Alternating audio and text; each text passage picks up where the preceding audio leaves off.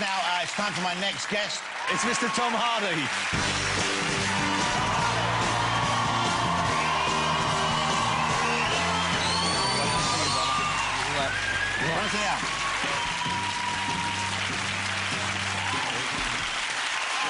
Let's talk about your new movie, because this is a lighter film for you. I'm used to seeing you play very intense, very, you know, often troubled souls. This is a different kind of thing. Yeah. Why go for this? What was the appeal? Well, that was the appeal, actually. I hadn't done anything light and fun. And I always take myself really seriously, so I wanted to do something where I wasn't taking myself so seriously. What do you mean by taking yourself seriously? Well, I beat myself up pretty badly. You know, I strive for a certain level of achievement. Of achievement in acting, in life in general? Right. In anything. Wow. You must be fun to live with. No. No, not at all. No. So you're quite a tortured kind of person? I wouldn't say tortured, just busy, you know. Acting was the first thing that actually I'm disciplined at, and I love, and it gave me a practical outlet for a lot of energy, and I love acting. Because the energy was going into the wrong directions previously, wasn't it? Could have been, yeah. Which we talked about before last time, because I know you were he was involved in all sorts of bits and pieces and whatnots and misbehaviours. But now I know you are taking those experiences and using them in a positive way. You're going out and talking to kids who are perhaps also heading off the rails.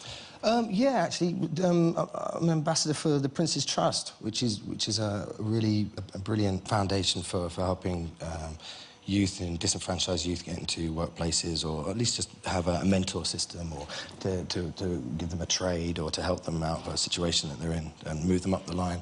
And so what do you say to the kids? What kind of kids do you go and speak to? Well, it depends. I've done a workshop with an ambassadors group, you know, a group of ambassadors, like young kids who are ex-gang members, or, you know, been in jail, or drug addicts or whatnot. I've had, you know, rough And these are many experiences you've had? You've had similar? Well, yeah, I'm from East Sheen. I'm from a really nice, sort of posh, southwest London neighbourhood. And I was afforded all the privilege that anybody could, you know, possibly want for as a child growing up. But for some reason, I went off the rails, and you know, and I'm very much a product of there's an expression called "you are what you is," which one defense for a car theft once was, you know, I would never steal a car, because why would I steal a car? I went to a nice school, you know, my parents are, you know, well-to-do, and I think afterwards I got off that, actually. But you had stolen the car? Yeah, and you are what you is. On that day, at that time, you stole that car, and that makes you a car thief. So I see. So what you were doing, you didn't see as being you. Well, yeah, I mean, that's the realise... dichotomy of, you know, of having two heads on Wow. in one head. Wow, what a long way you've come, though. I bet you, if someone had been looking at you back when you were in court and denying stealing the car, and if they'd have said, what was that, 10 years ago, maybe? How long ago was that you had? The cars were... That was one car. Oh, the cars? There was some you weren't called for? Oh, yeah, yeah, yeah. How many cars did you steal?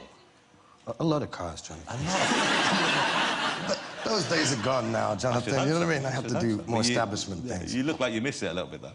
I get to do it. I get to do it on screen. You get to do it in movies now? Yeah, like this. Like This Means War. I get to smash windows. Yeah, you get to do all that. Get it out of your system. Yeah, Kid Chris Pine. You know, the first time I saw you was I saw you as in movies, in some of the early movies. But I know you'd done this, and we found this really early clip of you. Oh no. Yeah, which I didn't know, and it's weird because. You've obviously changed so much, or been through so many changes in the last 15 years or so, because I can't imagine the Tom Hardy now necessarily doing this. Where is this clip? It involves... You won something. This was on The Big Breakfast. Yeah, I can't believe you're doing this. OK. What was the competition? But it could have been the Minotaur, which would have been so much worse. Oh, we got that as well. You're a bastard. We don't have that, but I'm going to find it for next time. OK, so this is... Where is it? I'm waiting for it to be brought out. Yeah, it's going to come in a minute. No. So this was... Put it on and let's get it done. OK. But I want to put it in context. So There's no context. It's awful. I'm curious of when it happened in your life, because you were like... when I was 19. Play the thing. Jesus. Well, fine. This is from the London Heat. Will you please welcome Tom Hardy? Tom is a 20-year-old Virgo. He's a drama student in London and says his acting heroes are Gary Oldman and Stephen Burkoff. Tom would like to write and direct his own short films, and he says he loves Eddie Izzard but hates football. That's right. Yasmin, the winner, please. It's Tom. It's Tom from London!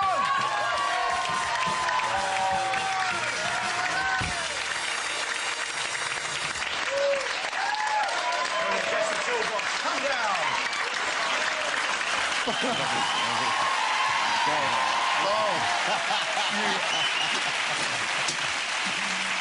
now, that wasn't meant disrespectfully, Tom. This is somebody's toolbox. That is, I stole it. But you know what I love about that is, even then, you say your hero, you want to act in your hero is Gary Oldman. Oh. That's a nice picture, because, of course, you recently worked together, Tinker Tailor Soldier Spy. Great film. So now, I guess he's still a bit of a hero, but you must know him pretty well now. Not really, no. I mean, I'll text him and say hello, but he's still, you know, good Sir Gary, isn't he? And, But does he text you back?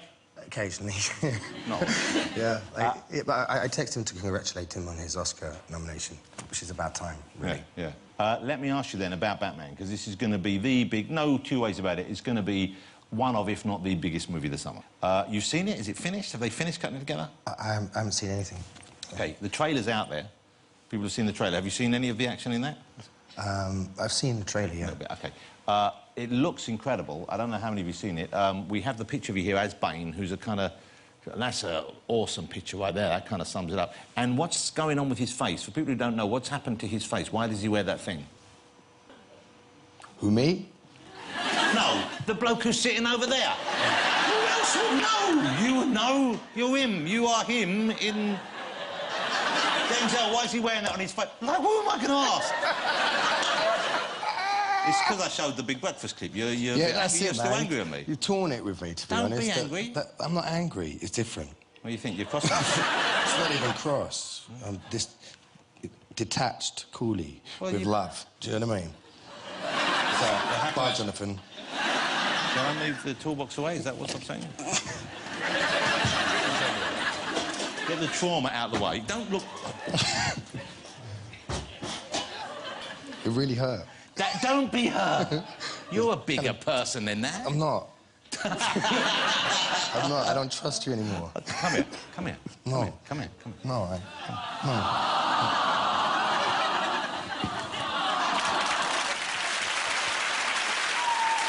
We'll take it out.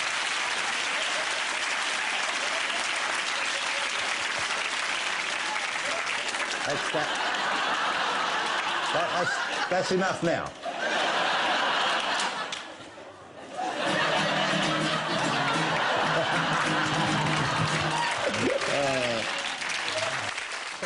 Right, well, let's talk about the process leading up to the film, Tom. Yeah. When you first met Christian Bale, did you think, OK, because he can be a fiery character on sets, quite intimidating. Were you concerned about that, worried about that, or was it an easy fit immediately? Or was it good, because you're meant to be against each other, that there was a possible friction?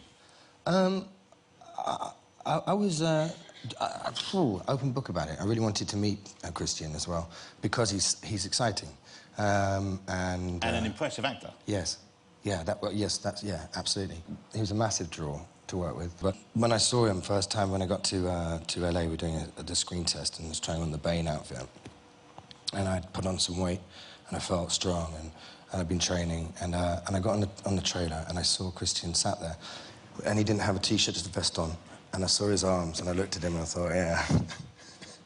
You can take him. I'm gonna walk this. Yeah. So I said to him, I was like, how are you? You good? Lovely to meet you. He said, hello, Tom, how are you? And when I sat down, I got changed into my outfit, and I went on set, and we were doing the turns, and that's where the photo is taken from that screen test. And then this huge looming figure turned up on set, do you know what I mean? It was about 10 foot tall and about 8 foot wide with huge pointy ears. Had the gear on? And I looked at him, and he was looking at me like, oh, yeah. Yeah. I'm Batman. He's terrifying, Batman. And he looked me dead in the eye, and I thought, I'm never going to be able to survive the onslaught is Christian Bale or Batman. And actually, he's a really tough boy. The Batman I grew up with was a different sort of Batman. You could have taken easy. This was the one I grew up with. Yeah, that's what I was expecting. The one in the grey pants, yeah. That guy I wanted to throw down with, do you know what I mean? And his friend. And I was looking to... Take both of them. Kick hell out of them. There you go. Well, Tom, I hope we can rebuild these bridges. No. No, you that. That's gone.